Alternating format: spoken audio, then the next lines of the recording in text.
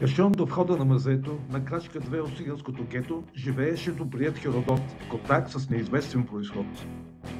Парченце риба, сандвичен дояден и много често лягаше си гладен. Контейнера, кашона, после пак, а никой не му дава знак. И все не идва чаканото време, когато някой вкъща да го вземе. Започна да се очертава, с живота Херо губеше борбата.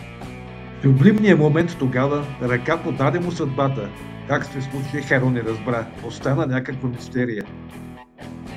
Дойде при него продуцент Стоил от хип-хоп мюзика в България. Както после се оказа, Стоил работил там на хонорар. И бил на котка Мина господар. Стоил извеждал често своята котка из парка на детски на разходка.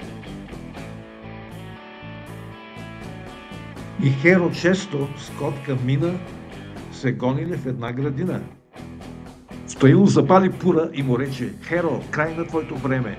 Настъпи нова ера вече, ера на котешкото племе. Ще продуцирам твоя песен за българската телевизия и песента ти ще участва на конкурс на Евровизия.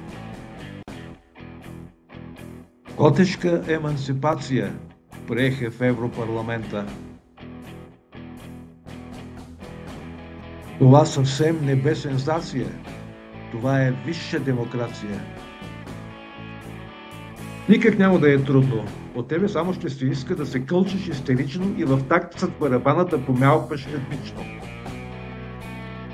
Какъвто си ми гласовит, ще станеш много знаменит. На конкурса Херодот замина, там всичко казано по план премина. Остана трети в общата класация.